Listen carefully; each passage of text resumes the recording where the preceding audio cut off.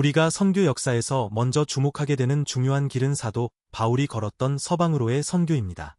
바울은 지중해 세계를 중심으로 여러 도시를 다니며 복음을 전했고 그의 선교를 통해 복음은 로마 제국 안으로 넓게 확산되었습니다. 이 서방으로의 선교는 초대 교회 선교 역사에서 매우 중요한 흐름이었습니다. 그러나 복음의 길은 서방으로만 이어진 것이 아니었습니다. 우리가 자주 놓치는 또 하나의 길이 있습니다. 바로 동쪽으로 향한 복음의 길입니다. 바울의 선교를 통해 복음이 서방 세계로 확장되던 시기와 그 이후 동방교회도 시리아와 메소포타미아를 거쳐 페르시아, 인도, 중앙아시아와 몽골 고원, 나아가 중국에 이르기까지 아시아 여러 지역으로 복음을 전해갔습니다. 따라서 초대 교회 이후의 선교는 서방으로만 진행된 단선적인 흐름으로 볼 수 없습니다. 서방에서는 로마 제국의 도시와 도로를 따라 복음이 전해졌고 동방에서는 비단길과 상업로, 이주 공동체와 수도사들의 발걸음을 따라 복음이 전해졌습니다. 복음은 서쪽으로도 동쪽으로도 확산되었고 각 지역의 언어와 문화 속에 들어가 새로운 신앙 공동체를 세워갔습니다. 동방교회는 오늘날 우리가 따르는 신학과 일부 차이를 보입니다. 그러나 선교에 대한 열정과 헌신은 매우 깊었습니다. 이들의 선교는 로마 제국의 중심이나 제도적 지원을 기반으로 하지 않았습니다. 서방 교회와는 다른 언어와 문화, 다른 이동 경로 속에서 전개되었습니다.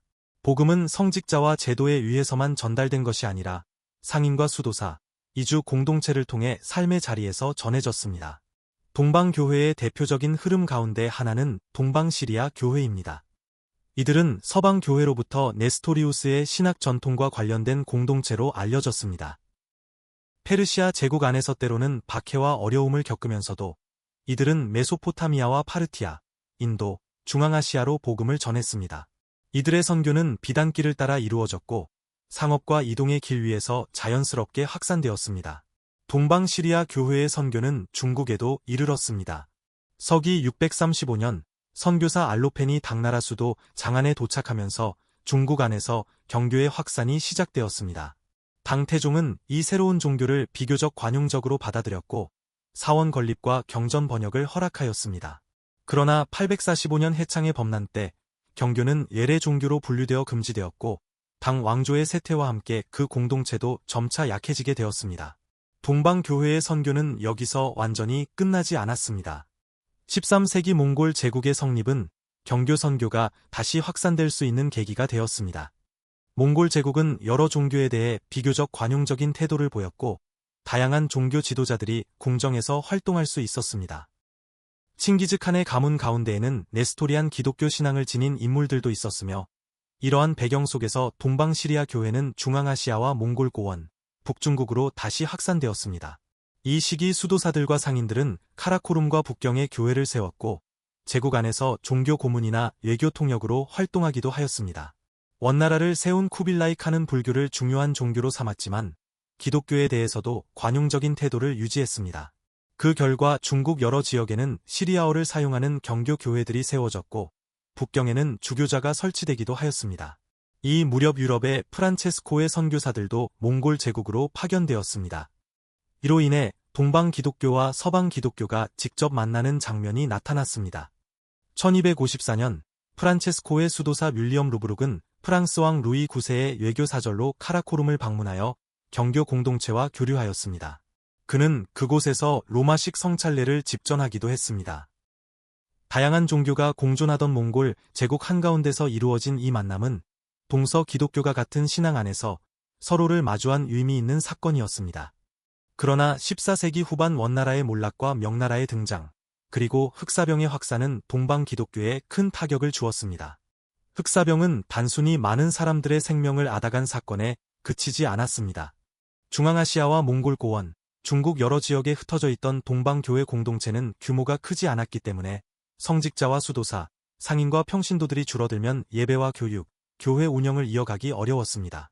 특히 동방시리아 교회는 시리아어 성경과 예배 전통을 중심으로 신앙을 이어갔기 때문에 시리아어를 알고 예배와 성례, 성경 교육을 감당할 수 있는 성직자와 수도사들의 역할이 중요했습니다. 그러나 흑사병과 전쟁, 교역로의 약화로 시리아어를 사용하는 선교사와 성직자들이 더 이상 원활하게 오가지 못하게 되자 흩어져 있던 공동체들은 신앙을 전수하고 교회를 유지할 힘을 잃어갔습니다. 이처럼 흑사병은 동방교회 공동체의 인적 기반과 선교 관계망을 약화시키는 중요한 요인이 되었습니다. 이러한 변화 속에서 경교는 다시 역사 속에서 자취를 감추게 되었고, 이후 17세기 예수의 선교사들이 중국에 도착하기 전까지 중국 땅에서 기독교 공동체는 거의 찾아보기 어려워졌습니다. 한편 아르메니아와 인도의 사례도 동방 선교의 중요한 흐름으로 볼 수 있습니다. 아르메니아는 301년 세계에서 처음으로 기독교를 국교로 받아들인 나라로 알려져 있습니다. 아르메니아 교회는 독자적인 신앙 전통과 문자를 발전시키며 복음을 자국 문화 속에 깊이 뿌리내렸습니다. 또한 사도 도마가 1세기에 인도 남부에 도착해 복음을 전하고 순교했다는 전통은 도마 기독교인 공동체로 이어졌습니다. 이 공동체는 여러 세기 동안 인도 안에서 자생적인 신앙 공동체로 존속하였습니다. 이러한 사례들은 복음의 확산이 한 지역에서 다른 지역으로 이어진 단선적인 흐름만은 아니었음을 보여줍니다.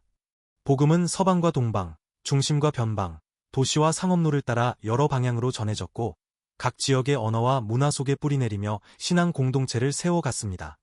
동방교회의 선교는 서방 중심의 선교 역사 서술 속에서 오랫동안 가려져 있었습니다.